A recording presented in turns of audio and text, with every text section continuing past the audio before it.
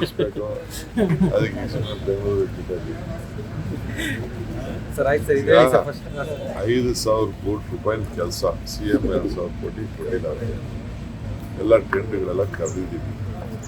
75% ಎಲ್ಲ ಆರ್ಡರ್ ಕೊಟ್ಟಿದ್ದೀವಿ. ಮಳೆ ಪ್ರಾರಂಭ ಆಗೋದಕ್ಕೆ ಮುಗಿಬೇಕು. ಏಪ್ರಿಲ್ ಒಳಗಡೆ ಎಲ್ಲ ಕೆಲಸ ಆಗಬೇಕು ಅಂತ ಹೇಳಿದ್ದೀವಿ. ಸೊ ಅದಕ್ಕೆಲ್ಲ ನಾನು ಕರೆದು ಎಲ್ಲರಿಗೂ ಸೂಚನೆ ಕೊಟ್ಟಿದ್ದೀನಿ. ಜಲ್ದಿ ಕೆಲಸ ಎಲ್ಲ ಮುಗಿಸಿ ಕ್ವಾಲಿಟಿ ಮಾತ್ರ ಕಾಂಪ್ರಮೈಸ್ ಎಲ್ಲೂ ಆಗಬಾರ್ದು ಅಂತ ಹೇಳಿದ್ದೀನಿ. So they are at it. ಅದಲ್ಲದೆ ಒಂದು 10 ಲಕ್ಷ ಖಾತೆಗಳಿಗೆ ದಾಖಲೆಗಳನ್ನೆಲ್ಲ ನಾವು ಹೆಂಗೆ ರೂರಲಲ್ಲಿ ಮಾಡಿದೆ ಆ ರೀತಿ ಇಲ್ಲೂ ಕೂಡ ಖಾತೆಗಳು ಮಾಡಿದ್ವಿ. ಈ ಖಾತೆ ಎಲ್ಲ ಮಾಡಿದ್ವಿ. A to B ಖಾತೆ ಇವೆಲ್ಲ ಇದೆ. ಅದೆಲ್ಲ ಸೇರಿ ಅದೆಲ್ಲ ದಾಖಲೆ ಕೊಡೋದು.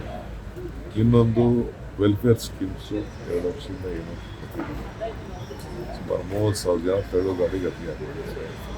ಬೇರೆ ಬೇರೆ ಇದೆ. MLAಗಳಿಗೆ ಬೆನಿಫಿಷರೀಸ್ ಕೊಡೋದು ಅದೆಲ್ಲ ಕೊಟ್ಟ ಮೇಲೆ ಅವ್ರಿಗೆಲ್ಲ ಮಾಡಿ ಕಾರ್ಯಕ್ರಮ ಮಾಡಿ. ಸರ್, ಧಾರವಾಡದಲ್ಲಿ ಖಾಲಿ ಹುದ್ದೆಗಳನ್ನು ಭರ್ತಿ ಮಾಡಬೇಕು ಅಂತ BJPನವರು ಪ್ರತಿಭಟನೆ ಮಾಡ್ತಾ ಇದ್ದಾರೆ ಸರ್. ಅವ್ರ್ಯಾಕೆ ಮಾಡಲಿಲ್ಲ? ನಾವು ಮಾಡ್ತಾ ಇದ್ದೀವಿ.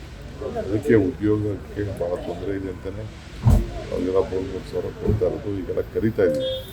ಈಗ ಮೊನ್ನೆ ಪ್ರಾಬ್ಲಮ್ ಇತ್ತು, ಅದು 371J ಅದಾಯಿತು. ಒಳ ಮೀಸಲು ಸ್ವಲ್ಪ ಮಧ್ಯ ಆಡಿಸಿ ಬಂತು. ಆದರೂ ಎಲ್ಲ ಕೆಲವೆಲ್ಲ ಮಾಡ್ತಾ ಇದ್ದೀವಿ. ನಮ್ಮ ಡಿಪಾರ್ಟ್ಮೆಂಟಲ್ಲಿ ಸುಮಾರು ಕೊಟ್ಟಿದ್ದೀವಿ PSCಗಳ. ಹೊಸ MLAಗಳು ಪತ್ರ ಬರೆದಿದ್ದಾರೆ ಸರ್. ಸಚಿವ ಕನಿಷ್ಠ 5 ಮಂದಿಗಾದ್ರೂ ಕೂಡ ಸಚಿವ ಸ್ಥಾನ ಕೊಡಬೇಕು ಅಂತ ಪೇಪರಲ್ಲಿ ನೋಡಿದ್ದೀನಿ ಅಷ್ಟೇ. ನಿಮಗೂ ಪತ್ರ ಬರೆದಿದ್ದಾರೆ? ನನಗಿಲ್ಲ, ತಲುಪಿಲ್ಲ. ಎಲ್ಲರಿಗೂ ಆಸೆ ಇರ್ತದಲ್ಲ ಮಂತ್ರಿ ಆಗಬೇಕು ಅಂತ. ಎಲ್ಲರಿಗೂ ಮಂತ್ರಿ ಆಗಬೇಕು ಅಂತ. ಫಸ್ಟ್ ಟೈಮ್ ಈಗ ಇವರು ನರೇಂದ್ರ ಮೋದಿಯವರು ಚೀಫ್ ಮಿನಿಸ್ಟರ್ MLAನೇ ಆಗಿಲ್ಲಪ್ಪ, ಚೀಫ್ ಮಿನಿಸ್ಟರ್ ಆಗಿರೋಲ್ಲ. ಅದಕ್ಕೆ ಎಲ್ಲರಿಗೂ ಆಸೆ. ಚೀಫ್ ಮಿನಿಸ್ಟರ್ ಹೋದ್ರು, ಕೆಲವು ಮಂತ್ರಿ ಆಗಿದ್ದವರು ಇದ್ದಾರೆ, MLA ಆಗಿದ್ದವರು ಮಂತ್ರಿ ಆದವರು ಇದ್ದಾರೆ. ಕೇಳ್ತಾರೆ, ಅವ್ರು ಕೇಳಿದ್ರೆ ತಪ್ಪೇನಿದೆ? ಕೊಟ್ಟರೆ ತಪ್ಪೇನಿಲ್ಲ. ನೋಡಪ್ಪ, ನಾನು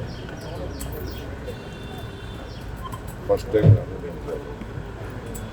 ಹೊಸ ಪೀಳಿಗೆ ಬೆಳಿಬೇಕಲ್ಲ. ಎಷ್ಟು ದಿನ ನಾವೇ ಊಟ ಹೊಡ್ಕೊಂಡು ಈಗ 36 ವರ್ಷ ಆಯ್ತು. ಹೊಸ ಜನ್ರೇಷನ್ ಬರಬೇಕಾ, ಹೊಸ ಆಲೋಚನೆ ಬರಬೇಕಲ್ಲ. ನಾನು ಹೊಸಬರುಗಳು ಇರಬೇಕು ಅನ್ನೋದಕ್ಕೆ ನಾನು ಅವ್ರಿಗೆಲ್ಲ ಪ್ರೇರಣೆ ಕೊಡೋದು, ಅದನ್ನು ತಯಾರು ಮಾಡಬೇಕಲ್ಲ. ಈಗ ಹೊಸ ಜನ್ರೇಷನ್ ಇರಬೇಕಲ್ಲ. ತಪ್ಪೇನು ಅವ್ರು ಕೇಳಿದ್ರೆ ತಪ್ಪೇನಿಲ್ಲ. ಪಾರ್ಟಿ ಲೀಡರ್ಶಿಪ್ ತೀರ್ಮಾನ ಮಾಡಿ. ಈಗ ಹೊಸ ಶಾಸಕರು ತಮ್ಮ ಮಂತ್ರಿಮಂಡಲಕ್ಕೆ ಸೇರೋ ಅವಕಾಶ ಸಿಗ್ಬೋದಾ ಸರ್? ಅದನ್ನು ಕೇಳಕ್ಕೆ ಈಗ ನಾನು ಮಂತ್ರಿಮಂಡಲ ಮಾಡ್ತೀನಿ ಅಂತ ನಾನು ಹೇಳುವಿಲ್ಲ. ಹೇಳಿದೆ ಚೀಫ್ ಮಿನಿಸ್ಟರ್ ಹೇಳಿದ್ದಾರೆ, ನನ್ನ ಕ್ಯಾಬಿನೆಟ್ ಎಕ್ಸ್ಪ್ಯಾನ್ಷನ್ ಮಾಡ್ತೀನಿ ಅಂತ ಹೇಳಿದ್ದಾರೆ. ಅವರು ಎಕ್ಸ್ಪ್ಯಾನ್ಷನ್ ಮಾಡ್ತಾರೆ ಅಂತ ಕೆಲವರು ಡೆಲ್ಲಿಗೆ ಹೋಗ್ತಾರೆ, ಕೆಲವರು ಪತ್ರ ಬರೀತಾರೆ, ಕೆಲವರು ಇನ್ನೆಲ್ಲ ಹೊರಗಡೆ ಹೋಗಿ ಕೆಲಸ ಮಾಡ್ತಾರೆ. ಅವ್ರ ಆಸೆ ಇರ್ತದೆ. ಸರ್, DK ಶಿವಕುಮಾರ್ ಅವರು ಕೂಲಿ ಕೊಡಿ ಅಂತ ಕೇಳ್ತಾರೆ. ಅದಕ್ಕಿಂತ DK ಶಿವಕುಮಾರ್ ಅವ್ರಿಗಿಂತ ಮುಂಚೆ ಪರಮೇಶ್ವರ್ 2 ಬಾರಿ ಅಧ್ಯಕ್ಷರಾಗಿದ್ರು. ಅವ್ರಿಗೆ ಕೂಲಿ ಕೊಡ್ಲಿ ಅಂತ ಹೇಳಿ ರಾಜಣ್ಣ ಅವರು ಹೇಳಿದ್ದಾರೆ ಸರ್. ಅವರು ದೊಡ್ಡವರು. ಸರ್, CM ಮತ್ತು ಕುಮಾರಸ್ವಾಮಿ ನಡುವೆ ಸರ್, ದೆಹಲಿಯಿಂದ ಏನಾದ್ರು ಬಂತಾ ಸರ್? ಈ ವಾರ ಹೋಗ್ತೀರಾ ಸರ್?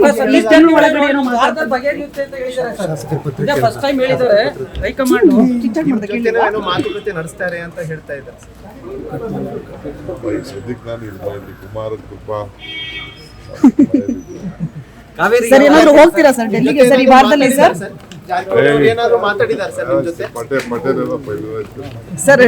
ಸರ್, ದೆಹಲಿಗೆ ಏನಾದ್ರು ಹೋಗ್ತೀರಾ ಸರ್? ಇಲ್ಲ ಸರ್. ಸರ್, ದೆಹಲಿಗೆ ಹೋಗ್ತೀರಾ ಸರ್ ಈ ವಾರ ಸರ್? ಜಾರಕಿಹೊಳಿ ಅವರು ನಿಮ್ಮ ಜೊತೆ ಏನಾದ್ರು ಮಾತಾಡಿದ್ದಾರೆ? ಜಾರಕಿಹೊಳಿ ಅವರು ನಮ್ಮ ಹಿರಿಯ ಲೀಡ್ರು, ನನ್ನ ಜೊತೆ ವರ್ಕಿಂಗ್ ಫ್ರೆಂಡ್ ಆದವರು. ವಾರಕ್ಕೊಂದ್ಸತಿ ಮಾತಾಡ್ತಾ ಇರ್ತೀವಿ, ಇಬ್ಬರು ಹಂಚ್ಕೊಳ್ತಾ ಇರ್ತೀವಿ. ಸಮಾನ ಮನಸ್ಸು. ಅವ್ರಿಗೂ ಪಕ್ಷದ ಬಗ್ಗೆ ಅಪಾರವಾದ ಚಿಂತನೆ ಇದೆ. ಈ ಸರ್ಕಾರ ಮತ್ತೆ ವಾಪಸ್ ತರಬೇಕು ಅಂತೇಳಿ ನಾವೆಲ್ಲ ಯೋಜನೆಗಳನ್ನು ತಯಾರು ಮಾಡ್ತಾ ಇದ್ದೀವಿ. ಈ ಸರ್ಕಾರ ವಾಪಸ್ ಬರ್ತದೆ. ಸರ್, ಡೆಲ್ಲಿಗೆ ಹೋಗ್ತೀರಾ ಅಂತಲ್ಲ, ಯಾವಾಗ ಹೋಗ್ತೀರಾ ಸರ್? ಹಿರಿಯ ಸಚಿವರು ನಿಮ್ಮ ಜೊತೆ ಬರ್ತಾರೆ ಅಂತ. ಡಿಪ್ಟಿ CM ಬಂದಿದ್ದಾರೆ, ಭೇಟಿ ಬಂದು ಒಂದು ಫೋಟೋ ಹಿಡಿಯೋರು ಅಂತ ಬನ್ನಿ ಕರೆಸ್ತೀನಿ. 2 ನಿಮಿಷ ಇಲ್ಲೇ